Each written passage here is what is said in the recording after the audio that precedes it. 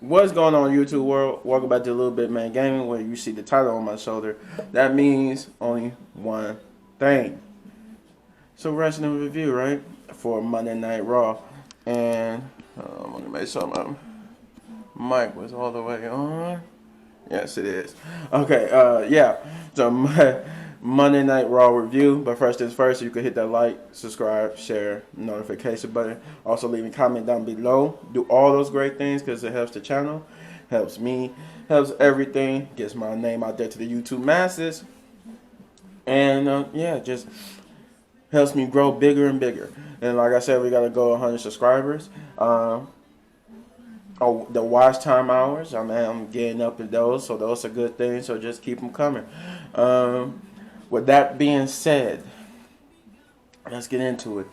So, big things happened on Monday Night Raw, and because of the Gauntlet match, I'm gonna try this time. I'm gonna try to make this video short because I want the bulk of this video to be talking about the Gauntlet match. So we had the opening segment, which was Drew McIntyre being a guest on Miz TV. And it led to basically Miz was taunting Drew McIntyre about how the fact that he would have to defend his title. At first, it was supposed to be just a one-on-one between him and Sheamus because him and Sheamus are beefing. They're supposed to be longtime friends. And it was supposed to be a one-on-one between them.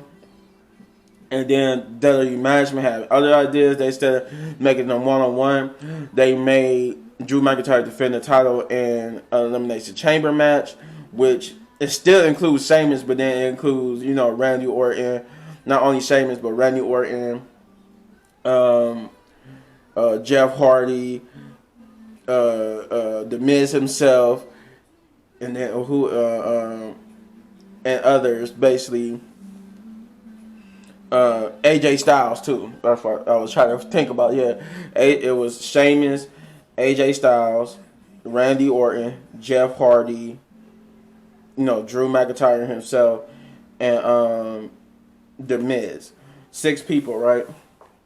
So Miz taunted him and basically was saying how he was doing this, that he had to defend it here instead of a one-on-one. And it kind of like pissed, his taunting pissed Drew McIntyre. Pissed Drew McIntyre off, and he warned him that if he interrupted him one more time, he was going to basically, hurt him. So Drew was trying to was going to say something, but then the Miz, once again being the Miz, cut him off, and ended up getting Glasgow's kiss to the head. But and then Drew, walked off angry. And the Miz basically cut a killer promo saying how he was about to say before he was headbutted that no matter what happens, he was going to still end up being champion because he got the Money in the Bank briefcase, and that whether he make it to WrestleMania or not, he was going to be the champion, and that he made a shocking move since he's the Money in the Bank briefcase holder. He removed himself from the Elimination Chamber, which is going to take me to one of the best moments of the night, which is probably the reason why when I do tell y'all what I grade the show, why it would get that high of a grading, because it's something I personally will explain later. But yeah, so that it ended with Miz basically saying he was removing himself for the Elimination Chamber match when he was just a spot open. Then the first match of the night was Charlotte Flair and Asuka versus Lacey Evans and Peyton Royce, where it was basically one of those heel matches where it was mostly about Charlotte and Lacey Evans did more than Peyton Royce and Asuka. They were just there to help the story a little bit, but it's to me it's like a disservice to Asuka because she's the Raw Women's Champion. The story should be built around her, but they got it more built around Charlotte than Asuka. Like Asuka barely gets time on the show, and I really think that it hurts it like to the point where I actually want Rhea Ripley to come on Raw and defeat Asuka for the championship to give new life into the Raw Women's Championship, so that at least if we're gonna have a story centered around Charlotte, let it be about the championship. But yeah, the match ended weirdly because when Lacey, after a while, Peyton was getting beat up and Lacey not wanting to get in the match because she didn't want to fight Charlotte after what Charlotte did to her last week. Lacey ended up getting tagged in, and then she walked out, told Charlotte begging her to get in the ring, but then she said she don't want to get in the ring because she's pregnant. And I guess she's supposed to be pregnant by Ric Flair. Ew. Ew. Yeah, so then I'm going to be all over the place, like I said, because this is mainly what's going to be about the final, the main event. So then we got a backstage segment with Bad Bunny and Damian Priest, where basically Bad Bunny became the 24/7 champion after pinning after R-Truth got pinned by Akira Tozawa, and then Bad Bunny pinned him after Damian Priest beat up Tozawa for bumping into him. Bad Bunny ended up pinning Tozawa to become 24/7 champion. We had a Riddle, Matt Riddle and Lucha House Party versus the Hurt Business tag team match. That really wasn't. I didn't really pay attention to, but I do know that not Sutton Benjamin, but MVP he got hurt during the match, and he had to use crutches. I don't know if it's kayfabe or for real, but he is on crutches now. Really didn't care about that match at all. So, and then we had a backstage segment where Kofi, where the Miz would go backstage to talk to Adam Pearce about the fact that since he removed himself and there's a spot open, that the spot should go to John Morrison. But the caveat of the Elimination Chamber for Drew McIntyre is that every opponent that Drew McIntyre is facing in the Elimination Chamber is a former WWE World Champion. Shelton Benjamin, John Morrison is not a former world champion, or at least WWE world champion. But the Miz argued that he was a former ECW world champion, and I think John Morrison technically did become WWE champion because then he was in the championship scramble match. I'm not sure back in the day, and that he actually pinned and became champion, but then he got pinned to lose the championship, but. Somewhere I heard that it doesn't count, but yeah. So the Miz did that. He talked to Adam Pearce about John Morrison taking his spot, and Adam Pearce said he'll take it under consideration. But basically, it was like blowing it off, like he really didn't care. Like I don't think he really was going to take it into consideration. Which led to another backstage moment where Adam Pearce is trying to figure out what he's going to do to replace the Miz since the Miz removed himself, and my boy Kofi Kingston came and rectified that problem, because I'm like, okay, cool. This is what I was talking about, why this might get the best grade I will ever give Raw since I started doing these videos, because I felt like Kofi was done wrong when he became champion. And I get it, wrestling is, we all know wrestling is fake and whatnot, but I still think that Kofi, I think that WWE treats African American champions bad, because they don't, every time other than The Rock that I know, correct me if I'm wrong in the comments down below, but other than The Rock, I feel like anybody else who becomes champion, they don't stay champion for long. Like The Rock, yeah, but like Kofi didn't get the title reign that Drew McIntyre or any other champion, like any champion before him and after him got. Like he didn't get the Brock Lesnar reign, he didn't get the Drew McIntyre reign, he didn't get the top notch story.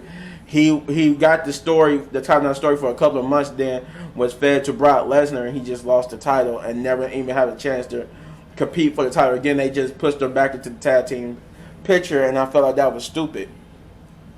Kofi is elevated. You elevate him to main event status. So why wouldn't you keep him in the main event, or at least in the main event picture? Like Yeah, he could go into the tag team picture a little bit, but let him be in the main event now. He's a main eventer. He's proven he could be a main eventer. But yeah, that led to Kofi finally confronting Adam Pearce about the fact that since there's an opening to insert him, because he reminded Adam Pearce that he's a former WWE World Champion. And Adam Pearce actually took it as legit consideration that he is a world champion, so he was going to add him. But then the Miz came up and actually, interrupted and was like, "What was you guys talking about?"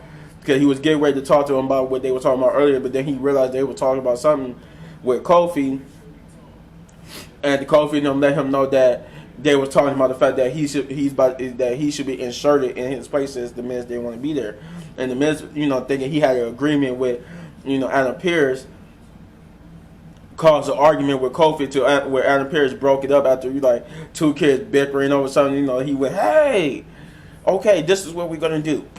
He said we're gonna have the Miz versus Kofi Kingston. The winner, if the Miz wins, then John Morrison would take the Miz's place.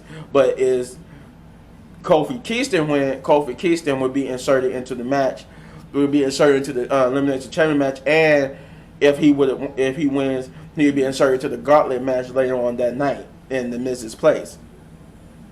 So then we had a backstage promo about with Sheamus, just basically talking about how he's gonna his plans for the Elimination Chamber, how he's gonna dominate, and how he's gonna win the Gauntlet match to be the last entrant in the Gauntlet match. Because that's the whoever wins the Gauntlet match will be who will enter last in the Elimination Chamber this Sunday. Then we end up getting that Miz versus Kofi Kingston, and where basically they was playing up the fact that since earlier in the beginning of the night where the Miz got headbutted, he had a head injury. So they end up saying how they playing up the injury, saying that he's still got a head injury or whatever. But the good match back and forth. It was a back and forth good match, and the person I wanted to win won. Kofi Kingston ended up beating the Miz with the Trouble in Paradise to secure his spot in the Elimination Chamber match, and also meaning that he had to wrestle again later on that night in the Miz's spot in the Gauntlet match. So not only did the Miz remove himself from the Elimination Chamber match, but now his plan to have John Morrison in it didn't work, because now Kofi Kingston, who I thought should have been in it from the beginning, is in the match, and now they have the potential to have Kofi Mania 2. Which we know is not going to happen. We know it's not going to happen, but it's still a good feel-good moment to actually get Kofi recognized at the fact that he was the WWE World Champion. Then we had a little promo from Randy Orton talking about what he was going to do in the Elimination Chamber match and how he was going to win the Gauntlet match, and then he got interrupted by Alexa Bliss, who basically who cut in on his promo to challenge Randy Orton to a. Was basically signifying that the Fiend was coming back and that the Fiend wanted to challenge Randy Orton to a match. The promo, I'll tell you right now, but I want to save this for the end to explain why I don't like this promo, because you could tell it was pre-recorded. Both promos were pre-recorded because it would have been different if Randy Orton would have had a comment or a comeback for Alexa Bliss. It would just basically Randy Orton was saying when he was going to say, and then he was like, and then it got cut off. Now we got Alexa Bliss talking, saying what she was saying, and then we move on to the next match. It was like, wait a minute, did Randy Orton not see it or something? And it was like, to me, that was bad editing and bad way to do that promo. You should have had Randy Orton responding. So that right there, like I said, I'm not saving this to the end because I can tell you this right now. That was the worst promo of the night because it was the right promo, but they executed it wrong, if that makes sense. That makes more sense than what I'm trying to say.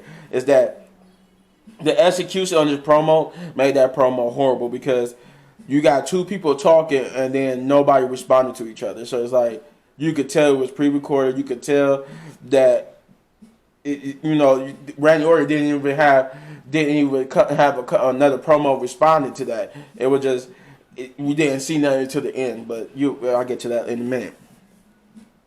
So then we had a match with Lana versus Simon Blazer. I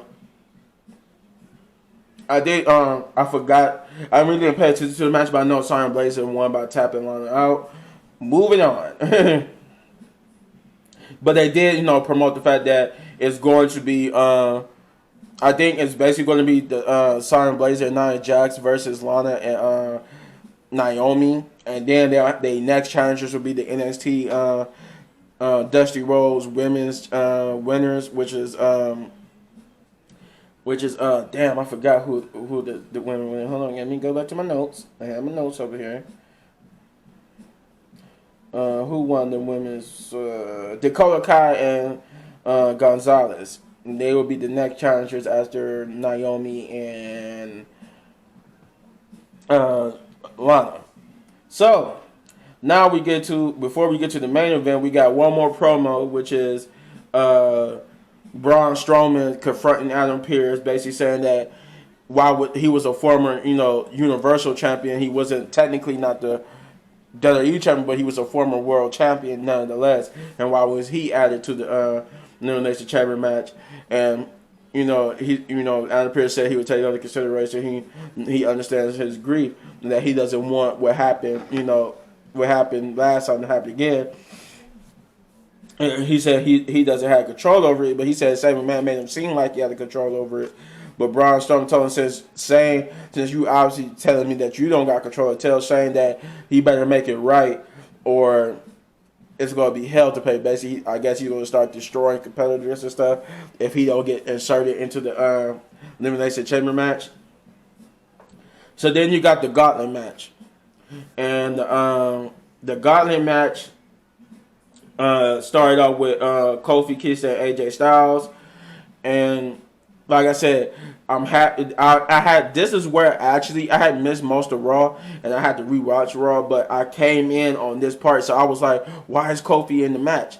And then, so when I rewatched it, I figured out that the Miz inserted himself, and then eventually he would want the match to become and to be in the Elimination Chamber match and in the Gauntlet match to see who went into last. So Kofi and AJ went first. Good back and forth. AJ's bodyguard, Omos, yeah, he got ejected from ringside because he chokeslammed Xavier Woods to oblivion.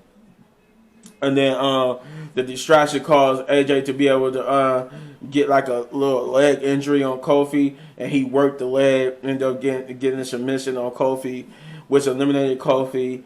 And then it would be AJ Styles versus Drew McIntyre. Drew and AJ went back and forth, and then Drew ended up Claymore and AJ winning. Then it was AJ versus Drew McIntyre versus Jeff Hardy.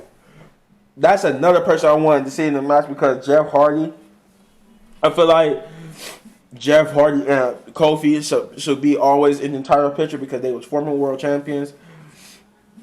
With Matt Hardy not being on being in WWE anymore, being in AEW, I think that's the perfect spot for Jeff Hardy instead of the tag team picture. Put him in the world championship picture. We need to be in the world championship picture. And actually, I feel like before, obviously we know Jeff Hardy is getting old. His career is probably winding down. But I feel like he should at least one more, if not 1 to 2, at least one more time be world champion. Just to make up for the fact that he was world champion and he obviously left WWE and then just recently came back. But so Jeff Hardy versus Drew went on. It was a good match, and then Drew ended up once again beating Jeff Hardy, which led to the last match, which was Sheamus being the last person. It was Sheamus and Drew, and then that match went as expected. And actually, I want to say it was obvious, but it was kind of there. The hints was kind of there that Drew ended up losing to Sheamus, and Sheamus would now enter last in the Elimination Chamber. And the night ended with Sheamus saying that You know, now that he's last, he's going and the fact that he just beat the Drew McIntyre and the WWE champion in itself, that he's going to be WWE champion come the end of the Elimination Chamber. And I basically that was it. And then the night ended with Sheamus music and Drew McIntyre looking on in frustration. And this night tonight, what I would give the show. I would give the show as a whole because I got what I wanted. I'm kind of biased, so I give it a 8 big ups because though it wasn't the perfect Raw, I give it 8 big ups because I kind of got what I wanted. It hurt the lack of interest in the Alexa Bliss promo. The Lucha House Party, the Riddle Lucha House Party stuff, which the reason why I didn't or wasn't interested because already when I saw that it was going to be Riddle and the Lucha House Party versus the Hurt Business, honestly it should have been Riddle, Keith Lee, and maybe somebody else versus the Hurt Business. The fact that we got Riddle and no Keith Lee, that kind of was a bummer. It was interesting to see the bad. I didn't have a problem with the Bad Bunny promo. It wasn't the best promo, but it wasn't the worst promo. The Charlotte Flair versus Asuka, I didn't really care for because they're using a same old storyline, and the fact that it's diminishing. The fact that it further diminished Asuka as the Raw Women's Champion makes me feel like they doing everything right on SmackDown, but they're just doing horrible things on Raw on purpose. So it makes me just really want Asuka to lose the championship, not to Lacey Evans, but to somebody that would add to like Rhea Ripley. Like they need to give it to Rhea Ripley so that if I got to be forced to look at Charlotte needs to be the focus. Then it needs to be the Asuka needs to drop it so that at least a person that we can actually focus on be it. Because it's not Lacey Evans. It should be Rhea Ripley at this point, or Lacey Evans. Either or should be Asuka, so that way the Raw Women's Championship could be in the picture and be part of the story. The Alexa Bliss promo I feel like was horrible just because of the execution. Nothing further needs to be said. The Lana versus Sonya Blazer match was okay. It kind of built towards the match, but we also know, but it's like we don't know who's going to be challenging who because we got 2 different people who's now the number 1 contenders. But it was an okay match. But overall, if you like this video, like more videos like this, let me know in the comments down below. Because we got to go to 100 subscribers, so I really need you to subscribe and share and do all those great things. To the next one, love y'all. Peace.